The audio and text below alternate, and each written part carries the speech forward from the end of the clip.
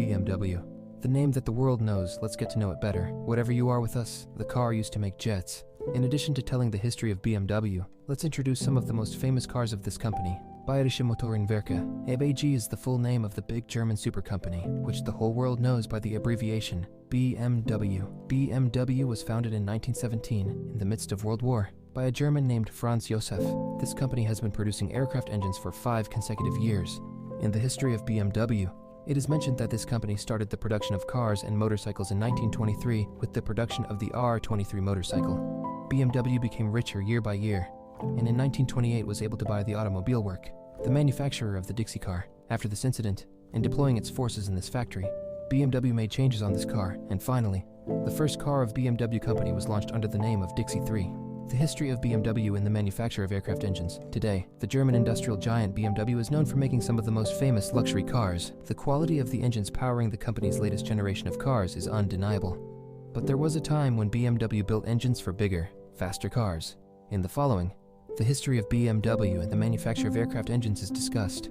Before World War I, the BMW company was known for its automobiles, airplanes, and aircraft engines, and was one of the veritable establishments of Germany's heavy machinery industry. BMW's engineering process was so impressive that the Allies restricted the company from entering the aerospace field after the war in the Treaty of Versailles.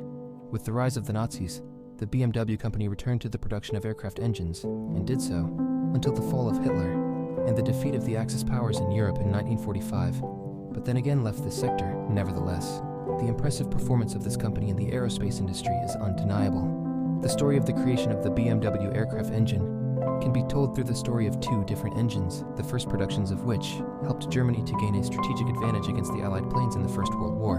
The Fokker D-7 was one of the most successful German aircraft during World War I, although they needed more power for that war. The Mercedes engines that powered the biplanes were not enough, and they needed more horsepower to maintain an edge against the Allied fighters.